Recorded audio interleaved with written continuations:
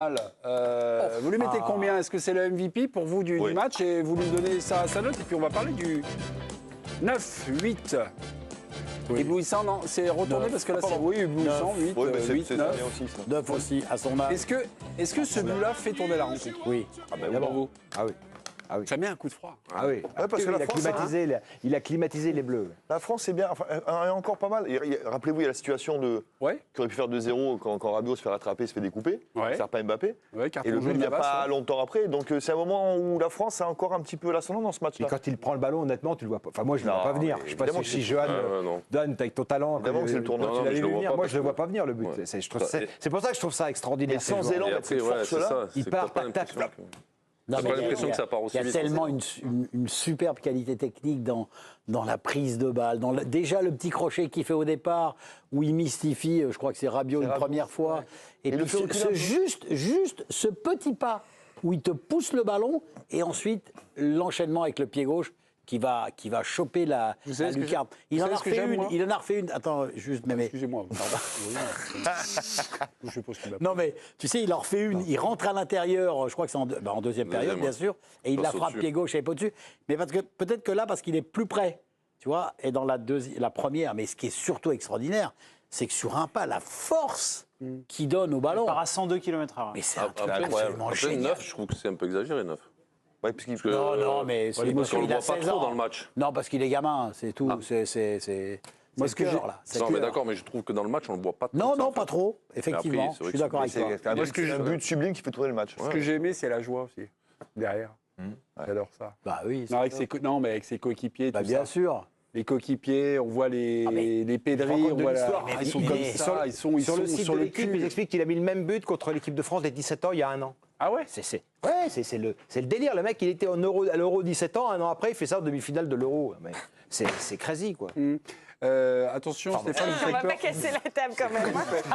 C'est une table qu'on n'a pas fini de payer, mon petit Stéphane. C'est un handballeur. Le MVP, c'est qui? Il n'y a pas de surprise. C'est évidemment Yamin Lamal qui a eu son petit trophée. Et évidemment, il était très très fier de lui après le match. Écoutez-le. Regarde, il a encore le... Je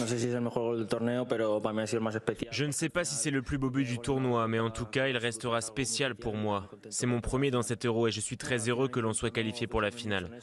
J'essaie de ne pas trop penser au fait d'être le plus jeune à jouer ce genre de rencontre. Ça n'apporte rien, ça n'aide en rien une fois sur le terrain. Moi, j'essaie d'aider l'équipe et dès qu'elle aura besoin de moi, je serai là. On va noter les Français, mais vous voulez faire une petite dédicace à un joueur de l'Espagne, de la Roja. On parle beaucoup d'Yamal, Nico Williams, etc. Mais encore une fois, ce soir, le match de Dani Olmo est fantastique. Honnêtement, c'est un poison. Il bouge hyper bien. On parlait du fait qu'Mbappé ne bouge plus et qu'il n'y ait plus de gens sans ballon. Olmo, c'est un joueur très technique, etc. Mais il a une qualité de déplacement entre les lignes. Il a fait beaucoup de mal aux Bleus ce soir. La force des joueurs espagnols, c'est aussi l'intelligence des déplacements et du jeu. Bon, la technique, bien sûr, mais l'intelligence dans le déplacement. Dès qu'il y en a un qui a le ballon, tu vois des déplacements, mais simples, juste pour proposer une option, une solution au porteur. Et tu as beaucoup de jeux en triangle. Plusieurs déplacements. Déplacements. Le porteur a plusieurs solutions. Donc ça crée des fausses pistes. Et souvent, tu vois, quand tu vas vers l'avant, ça repart. Quand tu défends, tu pars là-bas, tu repars. Et à force, ça fatigue. Je propose. C'est aussi l'héritage qu'ils avaient d'avant, parce que déjà, tu vois. Sauf que là, maintenant, avec les deux. T'as les deux possibilités. Voilà, c'est ce qui est extraordinaire. Parce que les deux sur les côtés, c'est pas que des joueurs rapides. Non, c'est aussi des joueurs qui sont capables d'éliminer, qui sont capables de faire des passes, qui sont capables, quand c'est bloqué, ça ressort tranquillement. Qui propose le nombre de fois où Nico Williams, en seconde, ils l'ont pas vu, notamment Rodri 2 fois, et c'est pas son style. Il y a 2 appels de Williams, ça peut faire 3. Ils sont magnifiques. Olmo, ce qui me fascine dans sa carrière, c'est que le gars, il a été formé au Barça, et après, il va à Zagreb. À Zagreb, il est Croatie à Zagreb. C'est un balkaniste. C'est un balkaniste. Ah bon, d'accord. Okay. Aucun rapport avec l'ancien maire de Levallois. On note qui? Randal Colomani, tiens, en numéro 9 ce soir, en flèche. Voilà. Sauvé, mesdames et moyenne. Là, ça rigole plus au niveau des Olivier Rouillet. Stéphane fait l'amour, fait un petit peu. Pour le but, mais mauvais. C'est quoi la note?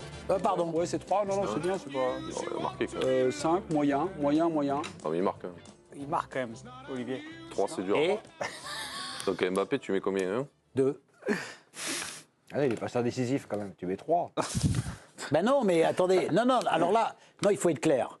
Quand tu as... Non, mais moi, j'écoute ce que disent les joueurs de leur propre personne.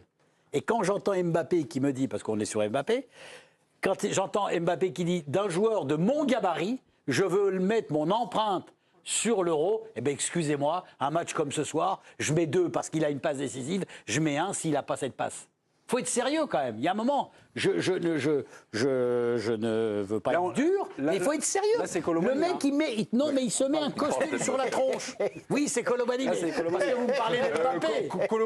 Colomani, tu m'excuseras, je lui mets 3. Oui, mais attendez, Colomani, est-ce qu'il a... Mbappé, on ne va pas le noter.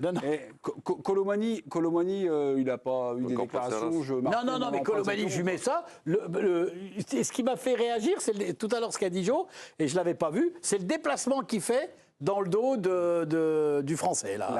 De la porte. Voilà, 3. Qu'est-ce qu'il me fait après dans le jeu ? Donnez-moi ce qu'il fait dans le jeu. Pas grand-chose. Eh ben voilà.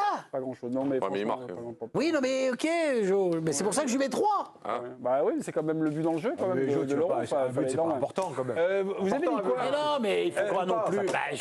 Mbappé, vous lui mettez combien, là? Tiens, 2. On va noter Mbappé. Ah, je mets 2. 2. Ok, 2. Moi, je mets 3. Par rapport à ce qu'il dit. Je le répète encore. Moi, je mets 3. 2, 3.